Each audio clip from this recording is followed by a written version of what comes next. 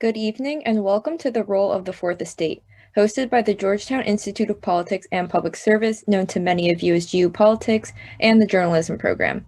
My name is Jenna Rue, and I'm a senior in the college studying psychology and journalism. Since March 2019, I've been working with Georgetown's journalism program as a student assistant to help grow our undergraduate minor program and encourage others to pursue the art that is truth-telling. Tonight's special guest is Marty Barron, who is on just his third day of retirement after a remarkable decades-long career in print journalism.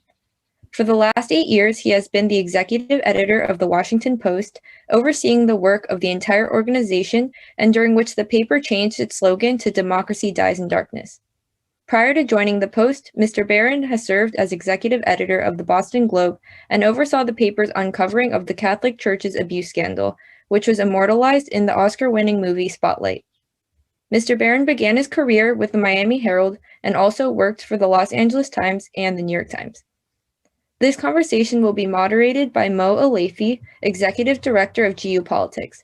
Join in the conversation by tagging @GU Politics and #GU Politics Forum on social media. Mo, over to you.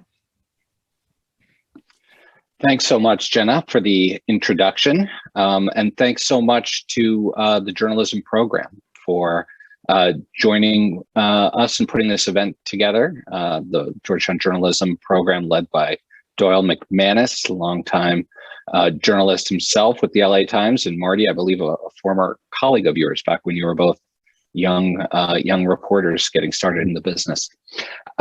Thanks to everyone for joining us tonight. We are the Institute of Politics and Public Service, and I believe in my bones that journalism is an underappreciated form of public service.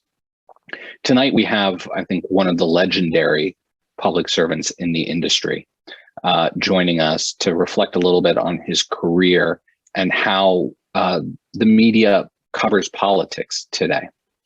Marty and I are gonna talk for a bit in the beginning. I've got a few questions for him, and then we're gonna switch over and take questions from members of the Georgetown community who are watching here in the Zoom broadcast. You'll get a chance about halfway through to start asking your questions, but you can start populating your questions now. Just look at the bottom of the screen, click on the Q&A tab, submit your question. Someone will let you know when it's your turn, at which point we'll bring you on screen to ask your question. So as we often say, make sure you are camera ready at that point. And so with that, Marty, welcome. How's retirement treating you 3 days in? So far, so good. It's a very short vacation already. So, it's good. It's good. Yeah. Well, congratulations on a remarkable career. I want to really focus most of our time tonight, as I mentioned, talking about how the press covers politics. But can we just back up a little bit and start with how did you get into the business? Why did you choose to go into journalism? It's hard to know specifically, but we had, in my household, we had a newspaper reading habit and a magazine reading habit, and my parents watched the local television news and the national news, and that was a ritual in the house, is to get the local newspaper.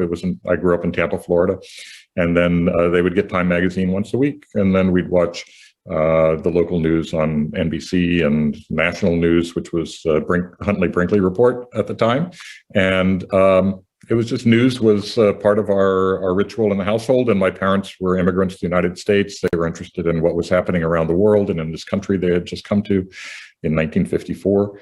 And so I think I just got interested in public affairs, and that's how I got involved.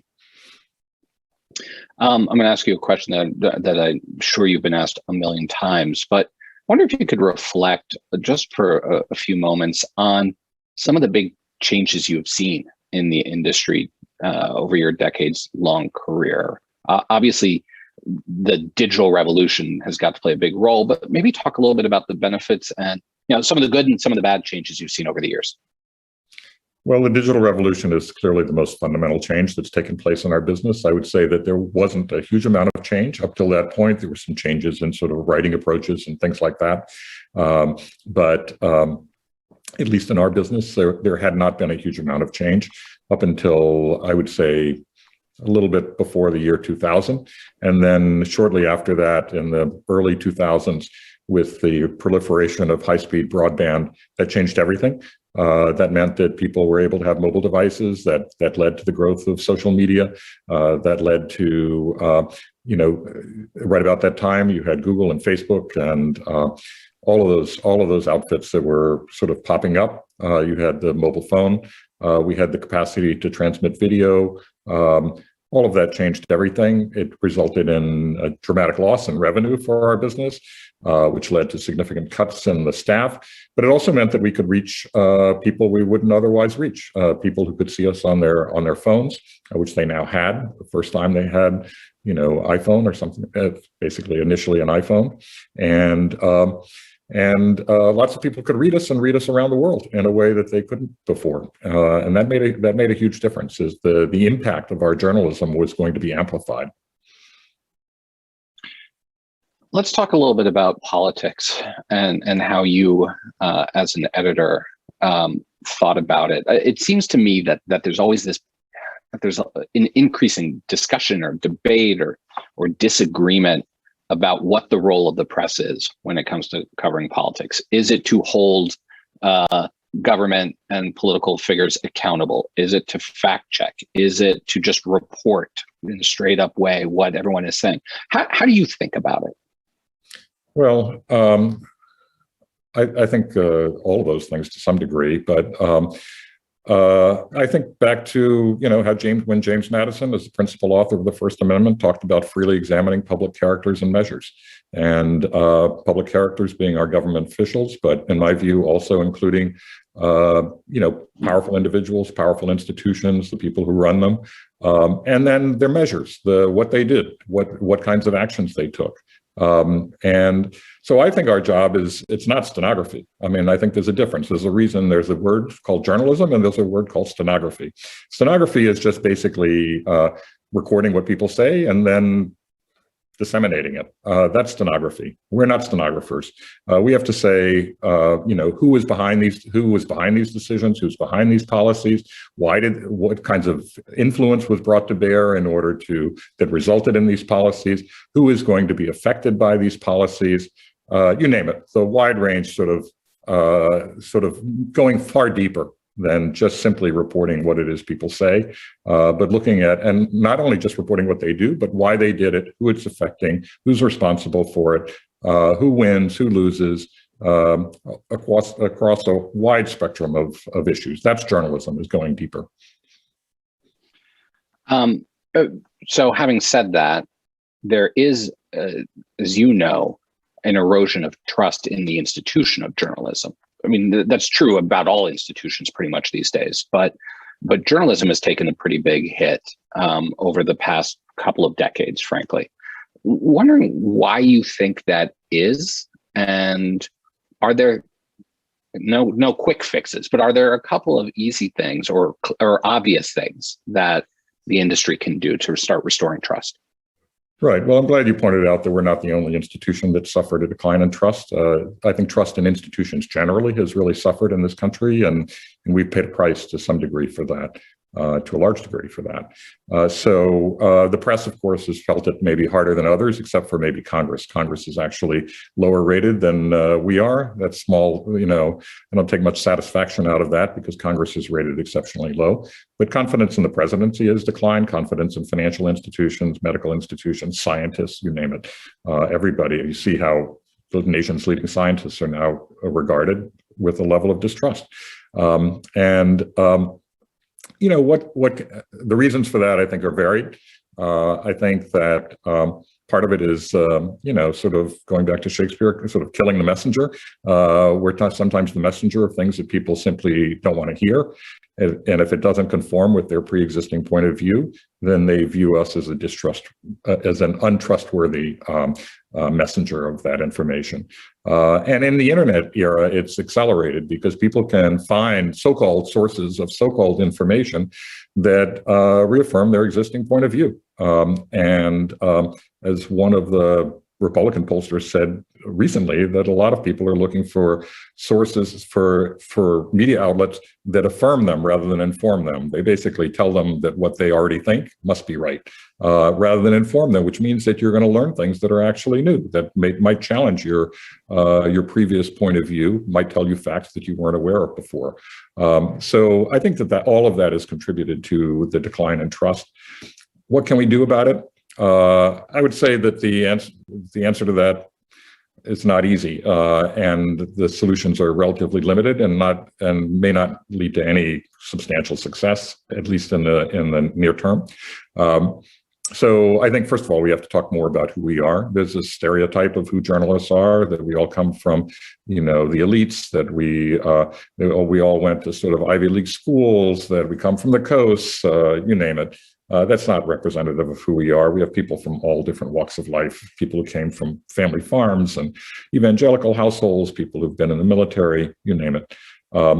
Number two, we have to talk more about how we go about our work. We have to show more of our work. And now we have the capacity to do that because of the internet. It's one of the advantages we have. We can show the original documents that we're writing about. We can show the video that we're reporting on. So we can show more of our work, and we should probably talk more about how we went about our reporting and what we did. I don't think people even realize in many instances that when we're writing about what's happening overseas, that we actually have people on the ground who are often taking very substantial risks to gather that kind of information. And then the third thing, and I think the most important thing, is that we need to make sure that people in all corners of this country, wherever they live, whatever work they're involved in, whatever their economic circumstances, whatever their race or ethnicity, their identity, that they see themselves represented in our coverage, and that they see themselves represented fairly, sensitively. Doesn't mean that they'll necessarily like the story, or that the story should pander to them or appease anybody or anything like that, but that they feel that we've actually listened to them. And I think that we do have work to do in terms of listening to everybody in this country. A big part of our job is to listen. It's probably a primary part of our job. Unfortunately, a lot of journalism these days is people talking, and I think we should be doing less talking and more listening. So those are some of the things that I think they can help. But over the long run, I think that the trust is going to emerge from our stories being validated. I mean, at the time of Watergate, the Washington Post was viewed as being very as partisan, as that whole investigation was viewed as partisan. The Washington Post was basically portrayed as the opposition party, as it has been over the last 4 years as well. But it turned out that reporting was validated. After that, after Nixon left office, trust in the press actually rose. And I think that if our stories are validated, as they are being validated, as a matter of fact, then trust will ultimately rise. But in the current environment, it's going to be more difficult than it was at the time of Watergate, simply because of the internet. Yeah, I was going to say, I think, isn't it harder to show that validation now when you've got such a fractured information ecosystem and a polarization in the press? What's validated in one news outlet is challenged in another news outlet, creating confusion, I think, for people who are trying to figure out what's what. Yeah, I think there's some level of confusion, but also people, we're in an environment where people can't agree on a common set of facts. Because if they don't like the facts, then they simply reject the facts. Look at people's response to this most recent presidential election. I mean, all of the evidence points to the fact that Joe Biden was legitimately elected, and there's no evidence that he wasn't legitimately elected, and that's been ruled upon in 60 court cases by 80 judges, some of them Trump-appointed judges. It's gone all the way up to the Supreme Court, you name it, and people still reject that. So if we're in an environment where people simply reject evidence, then the problem now is then we have a problem, and one of the big problems we have now is people can't. It's not that they it's just that they don't agree on the facts. Is that they can't even agree on what constitutes a fact. And that's a serious problem, not just for the press, by the way, but a serious problem for society overall. And it's not just the press's burden to try to deal with this. We don't have the capacity to solve that problem in society as a whole. That's a societal issue, and figuring that out, I think, is a huge challenge for our society, for democracy. Because if you can't agree on a common set of facts, no matter how much you disagree about, what the challenges are and how to address those challenges, then how do you have a democracy? I'm going to revisit a couple of these themes over the next couple of questions, but just a quick reminder to the audience. You can start populating your questions at any point. We're going to probably start turning to your questions in the next 10, 15 minutes. Marty, I was reading one of the profiles you did in the weeks leading up to your retirement, and there was one quote that I've found really fascinating. I'd love for you to elaborate on. You were talking about the issue of objectivity in the press, and you said the idea of objectivity, it's not neutrality, it's not both sidesism, it's not so-called balance. It's never been that. That's not the idea of objectivity. What is objectivity? Tell us a little bit more what you meant by that. Sure. Well, the idea of objectivity goes back almost exactly 100 years to Walter Lippmann when he wrote Liberty in the News, a small book. It was actually a collection of essays. And he was looking for the idea that a recognition that on our part as journalists, that when we begin our reporting, when we try to find out what's going on, that all of us are, to some degree, burdened by our own preconceptions, that we, and our limited life experiences, and that we need to set those aside and objectively start gathering the evidence in the almost what he hoped would be almost scientific way, that we would approach it as scientifically as we possibly could, and then look at the evidence and then tell people what we had actually found. It was actually, when he was writing at the time, almost against the propaganda of the era of World War I. He had actually served in the Wilson administration, and he knew the propaganda of that administration, and was rebelling against it and arguing for a sort of open-minded, inquisitive, curious, intellectually objective approach. The idea then was to do your research, do it thoroughly, do it rigorously, do it as scientifically as possible. And then when you've done all that and you've satisfied yourself that you've done all that, then you tell people what you've actually learned.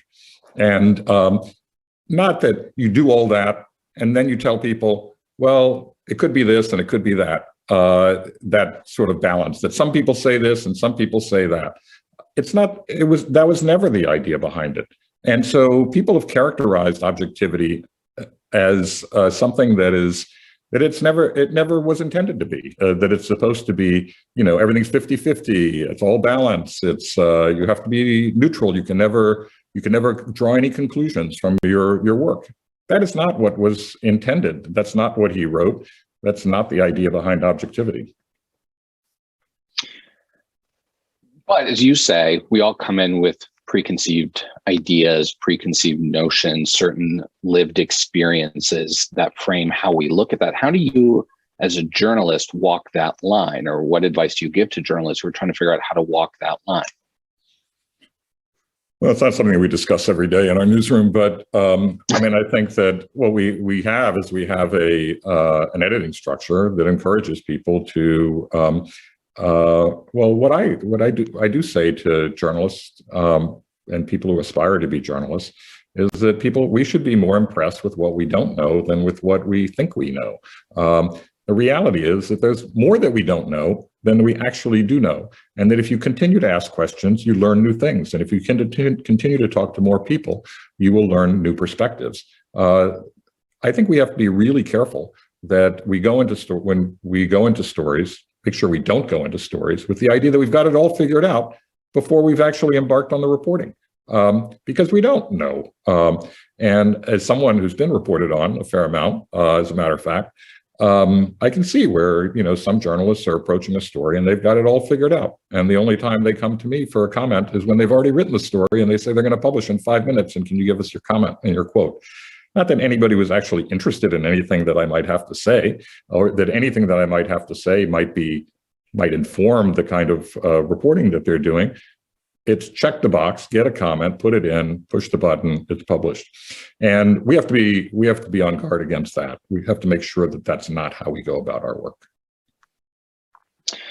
You've overseen coverage of some fairly significant social movements, political and social movements in the modern era. You've been at the helm of the Post throughout the Me Too movement. Last summer's focus on racial injustices and the response to that. And I think about the coverage, and I've heard two different sets of criticism of how the media has covered both of those movements. One is that the way the media covers it pushes an activist agenda. The other way I've heard it criticized is they're not doing, the press is not doing these issues justice because they don't have enough reporters with lived experiences in some of these issue areas to truly understand the people who are impacted by them. I'm curious how you think about that as an editor when approaching coverage decisions, and sort of that importance of having reporters with these types of lived experiences. Well, I think it's really important that we have reporters with the lived experiences and editors with those lived experiences as well, by the way. So, and that's why we have to have a diverse newsroom. And that's why we have to have people who come from very different backgrounds, so that people can point things out to us that we don't know. As I was saying before, people are to some degree captives of their own lived experience. That means that we need to listen to other people and talk to other people who may see things differently and will point things out to us that we simply were not aware of. And so it's one of the great benefits of having a diverse newsroom is that we acquire a variety of experiences, and people can use that in reporting. And it's important that people share those lived experiences and share those perspectives internally within our organization, so that we can incorporate that into our reporting, into our journalism. And it's important that we not be activists. It's important that we be reporters, that we be journalists. And there's a difference. I was talking about, the difference between stenography and journalism. There's also a difference between journalism and activism and advocacy. There's a reason we have different words for these things. They describe different activities. And so, there are a lot of different kinds of journalism. There's sort of advocacy journalism out there. But for us at the Post, that has not been our approach. We don't believe that should be our approach. And so we don't want to be activists. We do want to have people in our newsroom who can bring to bear their lived experiences, their perspectives, and the perspectives of people that they know. And I think that's important. We're going to be going to student questions soon, but I have a couple more I want to touch on with you. Look, there's always been a tension between the press and the political figures and government officials that they cover. I know from my 20 years working in politics, I spent quite a lot of time arguing with reporters and being part of that push and pull. But I think it's fairly well established that the past 4 years was sort of a particularly tense period. I'm wondering what it was like, and the Post has received many accolades and prizes for its coverage of the Trump administration. What are some of the lessons learned moving forward for the press in political coverage that you picked up from covering the last administration? I think. I actually think we've tried to be very fair, and sometimes in trying to be fair, maybe we're being a little too fair. If somebody is just outright lying, it's important that we say that. In the past, we've said falsehood. On the other hand, it's hard to know exactly what people are thinking, whether they believe their own falsehoods. And if they believe their own falsehoods, does that constitute lying? There's a whole big debate about that. And do I think that would make any difference in how people, in what would happen if we sort of used one word versus the other word? I don't believe it would have made any difference whatsoever. And I still don't believe it would make any difference because the people who dismiss us they're going to dismiss us regardless of what word we use. And so, I mean, I think that we should just be as straightforward as possible about what we find, that we don't have to be at all hesitant about it, and let the chips fall where they may. That's basically my, the lesson. I also think that it's important that we, I think this period just reinforced the importance of holding government to account. And we should be doing that with the Biden administration as well. We did that with the Obama administration. There's an assumption that we had this warm and cozy relationship with the Obama administration. We did not. They were very upset with us over our coverage of the Affordable Care Act, which was mismanaged from the start, as we know. And for years, we tried to get an interview with Obama, and we were turned down while he gave interviews to media outlets that were very favorable to him. That administration did not view us as a media outlet that was favorable to him. So my view is we should just maintain our independence, and regardless of the pressure that's brought on us, that's another lesson I believe, regardless of the pressure, regardless of the attacks, we need to continue to maintain our independence. And the pressure, by the way, doesn't just come from the right, it comes from the left as well. Yeah, no, I get that. And, I'm probably guilty of some of that pressure myself over the years. But, it is different right now. I mean, being called the enemy of the people and having sort of your entire existence question, the legitimacy of your entire existence as an industry, being the fake news. I guess, we've got a lot of young people on this Zoom who are considering going into journalism, and that's a pretty fraught field to be stepping onto. What's your advice to young people and young journalists on how to handle that kind of pressure? Well, there are a lot of fraught fields. Politics happens to be one of them as well. So, yes, it is. So if you're there thinking of journalism or politics, you're in trouble. But and even if you're, involved in some sort of social activism or something like that, my advice for people going into journalism is that if you have a passion for it, you should do it. The nature of journalism is going to change. It always has changed. The nature of storytelling has changed. The tools that we have today are different. The internet offers us both enormous challenges and but also opportunities. But if you can master that and you believe in the core principles of journalism, which I do, and I believe in journalistic independence, and I believe there is such a thing as facts. There are such things as facts, and that there is such a thing as objective truth. That people should go into it.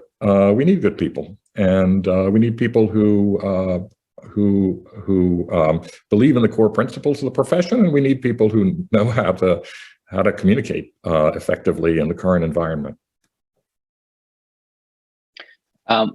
Before we go to student questions, let's talk a little bit about social media and the impact that's had on coverage.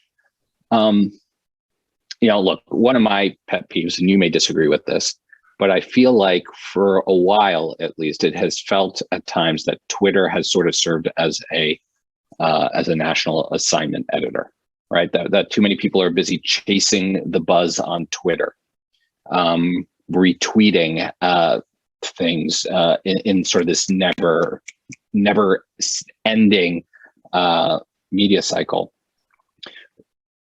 How do you see the social media impacting the way you do your job and the way your reporters do their jobs?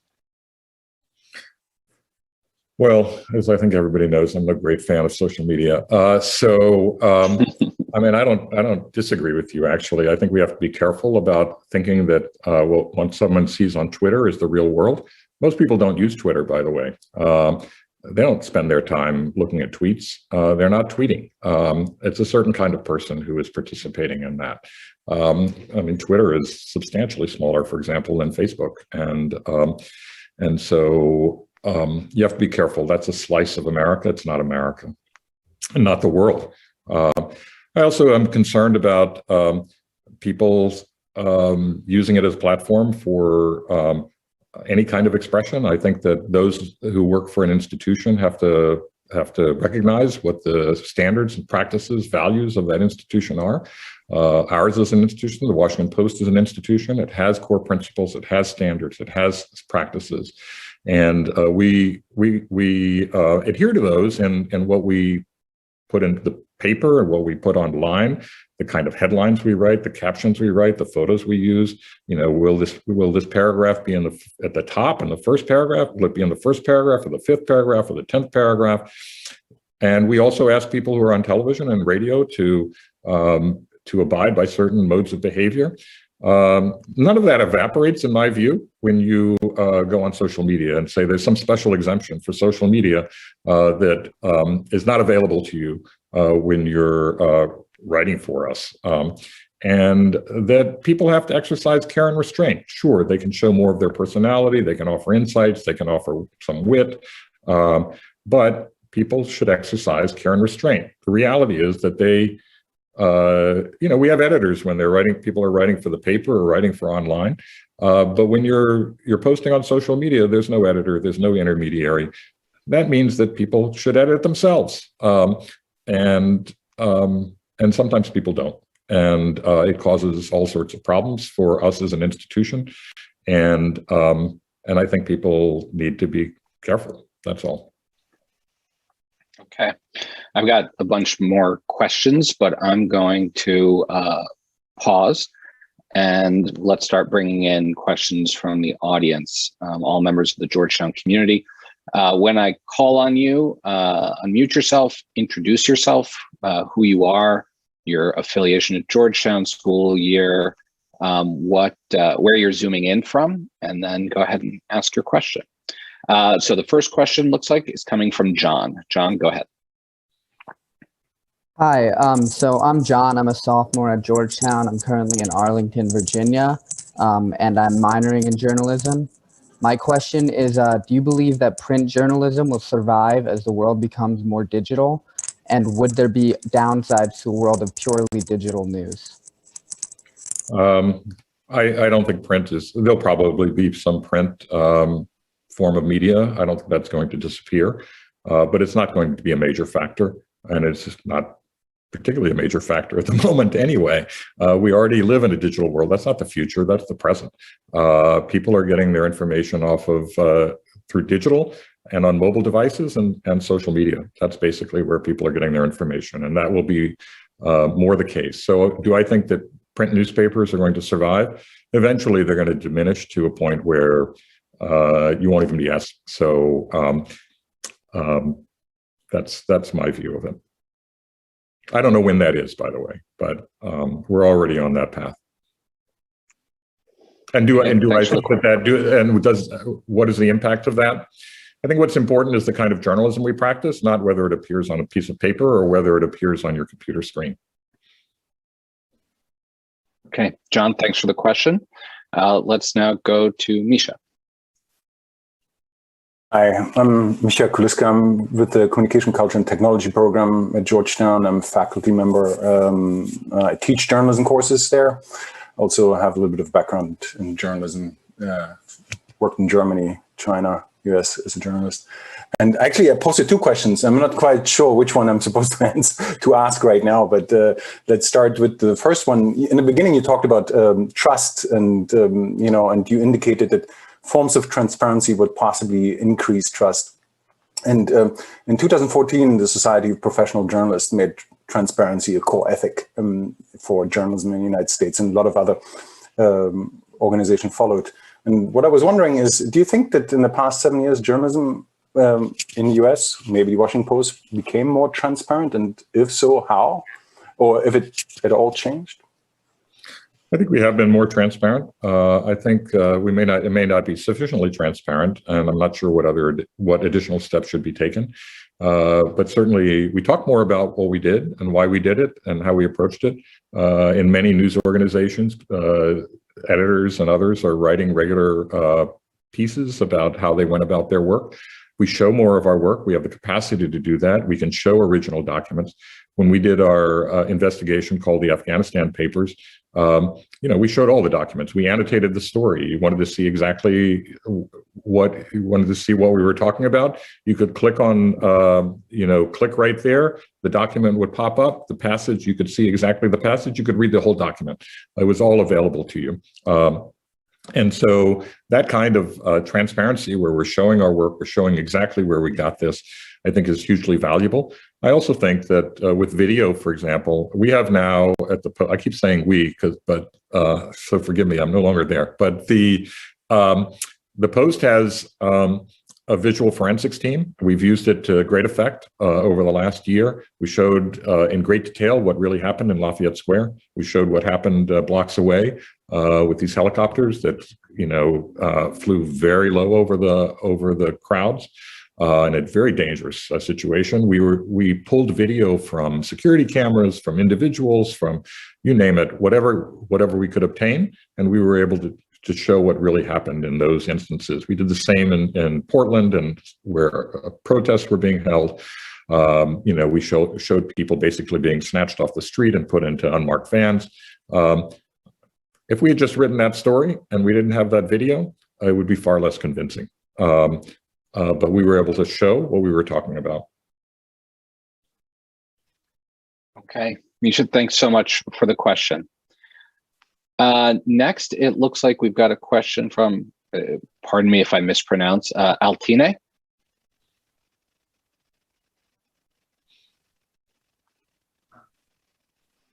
Altine, do we have you? Can you hear me now? We can, yes. Okay. Thank you, Mr. Barron, for taking the time to talk with us today. I'm Altine, and I'm currently a graduate student at the Georgetown School of Foreign Service. I'm passionate about journalism, and prior to the Georgetown, I was an editor and journalist at China Central Television in Beijing. And I'm zooming from the Kyrgyz Republic, Central Asia. So my question is, what is the role of the journalist in the age of disinformation? And what we future journalists need to know about it, and how Washington Post combat fake news? Thanks. Well, our job is to gather facts, put them in context, and give the public the information they need and deserve to know. And particularly true, and that's particularly true in a democracy. So that is the best way we can combat so-called fake news or combat disinformation and misinformation. Sadly, it's not always effective because if somebody's going to dismiss what we report as fake news, then it's really hard for us to persuade those individuals that what we've done is we've done a good job, and we've gathered the facts, we've put them in proper context, and we've communicated them. I think the issue of disinformation and misinformation is not something that the press alone can combat. I think that that's a societal issue. I don't actually know what the answer to that is. I do think that we, in this country at least, we need to restore civic education in our schools because it's atrophied, no question about it. And people don't even understand how the government works. When you have people attacking the Capitol and they're talking about members of Congress that, and describing Donald Trump as their boss, well, he's not their boss, and they clearly don't understand the government. We have a U.S. senator right now who couldn't describe the three branches of government. Described them as the president, the House, and the Senate. That's disturbing when people don't even understand how government works. I also think we need more history taught in schools, particularly with regard to our founding principles, even if we as a country have not always lived up to them, and we certainly have not. But people need to understand sort of what the core principles are. So that's another aspect, thing that we ought to do. And I also think we need to teach media literacy, that people need to understand how to become more sophisticated, more critical consumers of information, try to understand what's reliable, what's not reliable, how would you make that assessment, who has reporters, who doesn't have reporters, that sort of thing. And frankly, this is going to become more critical in the future because the technology is such that people can make deep fakes of video and photos, and it will look absolutely real, and people will have a hard time detecting that anything was done, and people will act on that disinformation. And how we deal with that, honestly, I don't have the answer to that, but that is deeply concerning. Yeah, that was actually going to be my follow-up question. Is it seems to me that it places a higher burden, particularly as it gets more sophisticated technologically, higher burden on the press to vet some of this information, but also a higher burden to help differentiate what's real and what's not to the reader or the viewer. I mean, do you think we're even remotely set up to be able to push back on some of that stuff? Remotely, yes. I mean, we have some makings of a capacity to do that. We do look at photos, we do analyze them and video to see whether there's been manipulation. Obviously there's been some manipulation of video that's been circulated out there. The Nancy Pelosi video was an example of that, that made her look drunk, that sort of thing. But that's pretty rudimentary stuff. I mean, far more sophisticated techniques can be used to create images, both still and moving images that appear to be real and are completely fabricated. And we're not set up terribly well to deal with that, if at all. That's an optimistic note. Thanks for that, Marty. Yeah. Okay. People always accuse me of being optimistic on these subjects. Yeah. Let's bring in our partner on this event, Doyle McManus, a former colleague of yours and who heads up the journalism program. Doyle?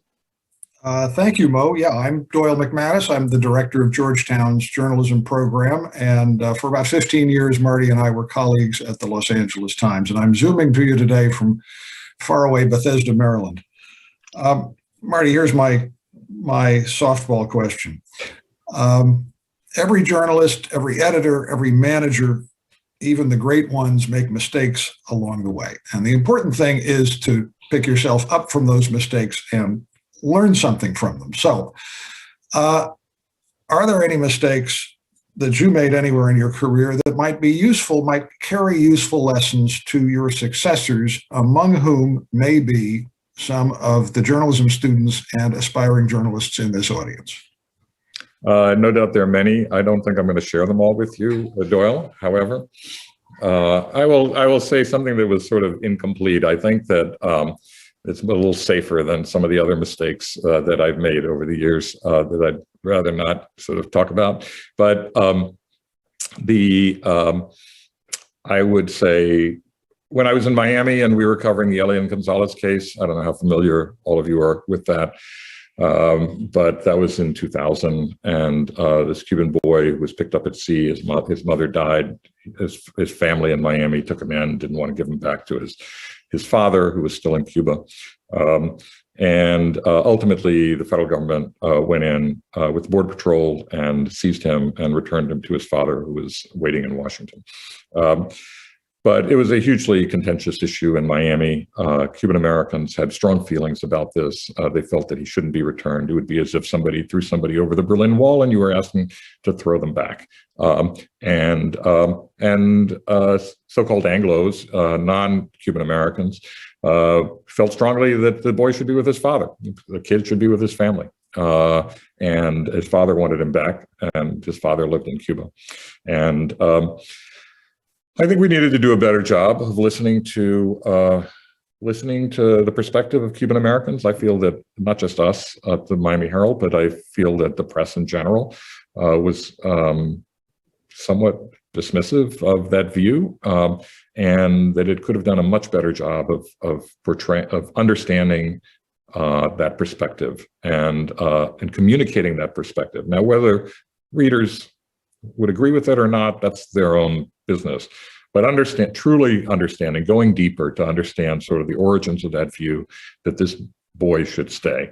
I think as I said earlier, I think we should be good listeners, and I think we should communicate what we're hearing. And people should be, the one way for people to understand each other, even if they don't agree with each other, is that we spend a lot of time as journalists really listening deeply, listening generously, and then sort of communicating that perspective. other people may not want to hear that perspective, but it's important that in a society like ours, that people understand each other, whether they agree with each other or not.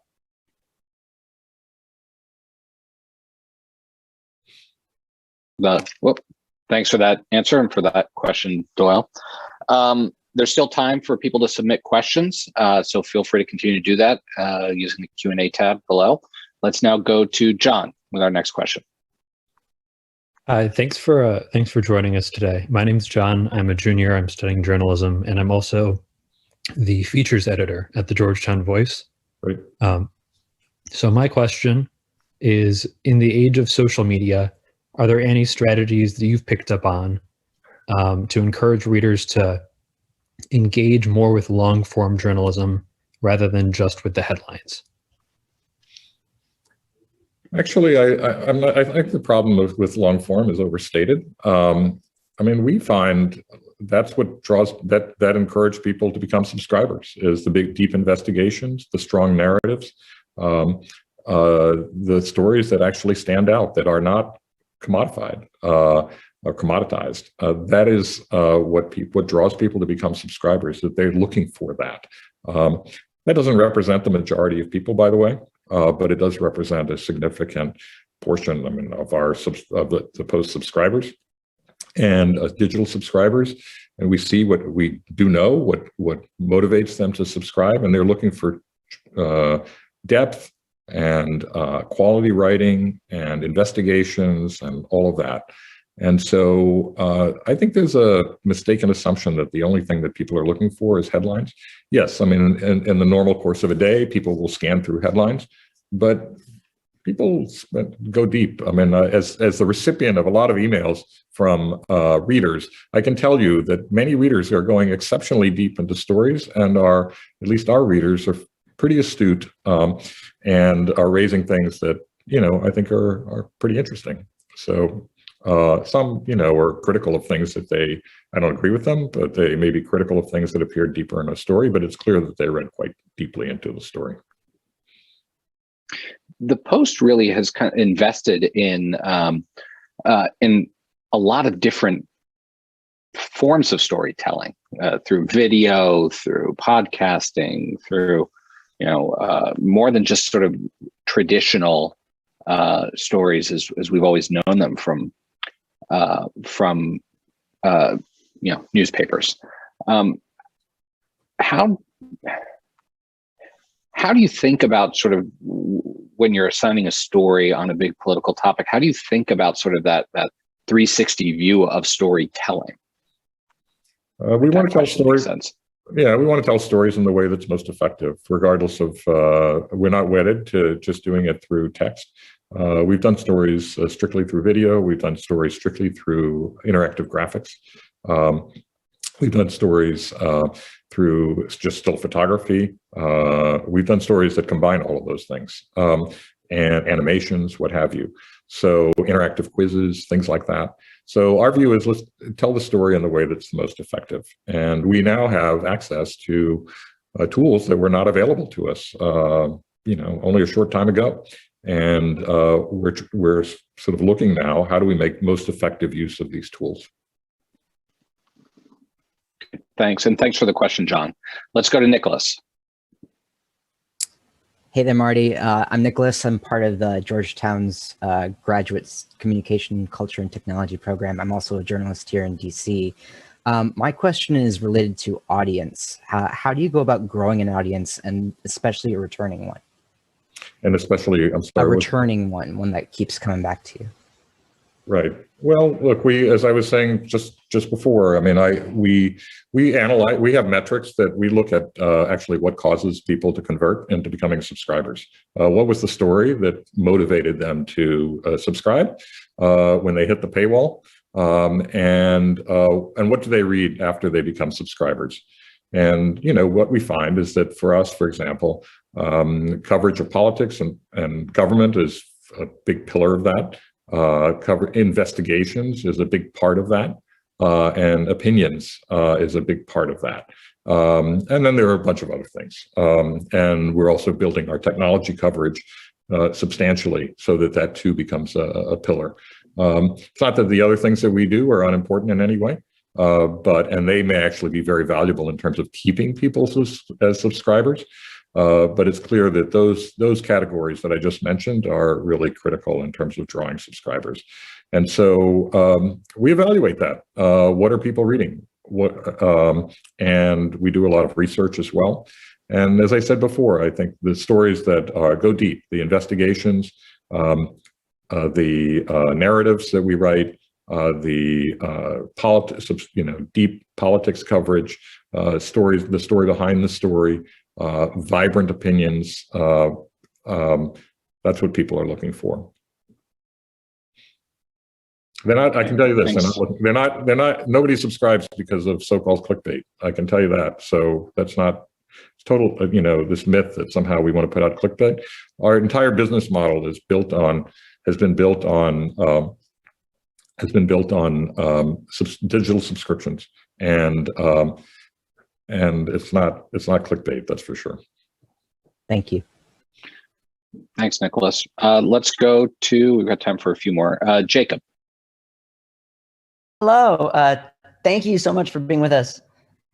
So this semester, I'm in a free speech course with Professor Sandy Ungar, and we've been talking a lot about the legality and ethics of leaking government information, including incidents like the Pentagon Papers and more recent incidents like Assange and Snowden. What do you think is different about the more contemporary leaks, and what do you think the future holds for incidents like these? Well, it's a good question. Sandy knows a lot about the subject. Obviously, he wrote a whole book on the Pentagon Papers, so probably one of your texts. What's different? I would say that the Pentagon Papers was, while it was classified, it was more historical. The leaks currently are, some of them occur because of almost a deliberate effort to try to harm the national security apparatus,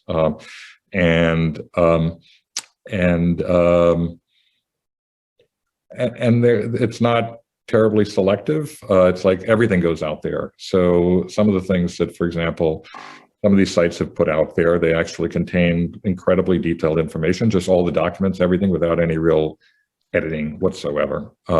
And so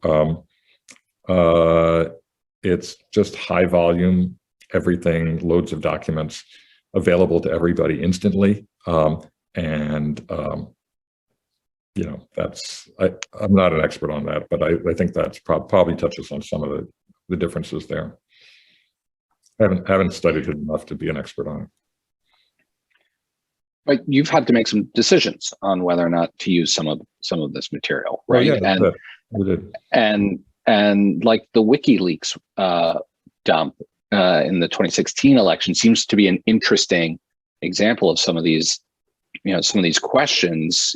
This was obviously an orchestrated attempt by a foreign government to insert itself, which in and of itself is newsworthy, right? How do you make those types of decisions about what to use and what not to use? Well, at the time, we decided that we would only publish things that seemed to be at matters of public interest, rather than, John Podesta's pasta recipe or something like that, right? Or anything else that actually had there was no sort of reason for the public to have an interest in it. But there were materials there where there was a genuine public interest. We may not have liked how the way the material emerged, and we probably should have emphasized more that point as to how this material was coming forward. Although we did point that out. But we set down for example, for the 2016 election, we were anticipating perhaps more of that, and we established a set of guidelines for how to approach it. One thing is that we weren't going to write immediately. We were going to have a discussion internally before any of that, before we published anything, that we weren't going to act reflexively and just publish, that we were going to have a conversation internally and decide whether this was truly newsworthy, and whether there was any public interest, and also that we would make clear that how this information came about, and and as best we could determine what the agenda was of the people who had provided it. So, but that we were going to sit back, and we didn't care if we were first. We wanted to make sure that we thought through very thoroughly what we were publishing. Okay. All right. Thanks for the question, Jacob. Let's go to Paul. Thanks for joining us. I'm Paul. I'm a sophomore in the School of Foreign Service and a writer at the Georgetown Voice. And my question is, what do you think the impact on journalism is of journalists who become household names or brands sort of beyond the papers they work at? And does it make things more difficult for them, or is it a good way to make money in a financially difficult profession? Good question. You know, I mean, it's just the nature of things these days that certain reporters are going to be on television or maybe have an internet presence that makes them a bit of a household name. Mostly television will do that because it reaches so many people, and people can see you, see your image, see what you're like. And so it can help them in their reporting. There's no question about it. I mean, the journalists will tell you that it does help them in their reporting, including if they're on radio at like NPR or something like that, that people recognize that that they have an audience that's even bigger than the publication that they work for. It can be lucrative for them. They do get, the regulars do have actual contracts with networks, for example. Not everybody, and I don't know the numbers for everybody, but they can be a substantial source of extra income. You know, it can pose challenges if somebody feels that their outside activities are bigger than than what they're doing for us, and that you know, if the Washington Post somehow were to become a secondary consideration for them, we emphasize that we don't want that to occur. That we are always considered their primary employer, and I think that the people who work for the Post take that into account and observe those sort of standards, and I'm grateful for that. And they can also be really good representatives of the news organization. I mean, I think that it's really helpful in many ways for the public to see our journalists, to see how they handle themselves, to see that they are professional, to see that they know their material. All of that, it's very thoughtful. I mean, I think that one of our problems in at least the traditional print background, organizations with a traditional print background heritage, are that people they only see the name and they don't see the face, they don't hear the voice, and we get you don't see the humanity. And I think it's important that people see there's an actual person, a thoughtful person behind the journalism. Thanks, Paul. We're coming up on the end of our time. Marty, I want to close with one other issue. You know, when students come to me in my office hours wanting advice on how to get involved in national politics, my response is usually leave Washington first, go work in local politics first, go work on a congressional campaign, go work on a Senate race or something. And I know for a lot of journalists, that was their trajectory as well, right?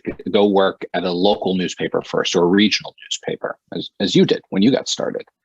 But local journalism, local press as an industry has gotten hit pretty hard, and there seem to be fewer jobs. So it's easier in some ways for I think young people, tell me if you think I'm wrong, in some ways for them to write for their college paper, go work for a digital publication, and then end up at a national, as opposed to ever having worked on the ground in Columbus or Tampa or where. So I'm wondering, sort of, do you feel that impact, if you think that's true, and what advice you would have to young people who maybe don't have that same opportunity to learn on the ground that you did? Well, I mean, I think it is important to learn on the ground. I mean, I don't always recommend that somebody go to a regional publication if they don't feel that they need to know that they're going to learn something there, that they're going to have a fulfilling experience, that they will be better journalists when they come out than they were when they entered, and that they will learn at a reasonable pace. There are many local news organizations where people can do that, and including the ones that I've worked for, you know, the Boston Globe and the Boston Globe and the Miami Herald and the LA Times, which is far more than a local publication, but it's has a national presence, but even smaller news organizations. I mean, I was just talking to one the other day, he gets to cover the State House. Great, fantastic experience. Wants to do investigative reporting. Great, learn it at a local level.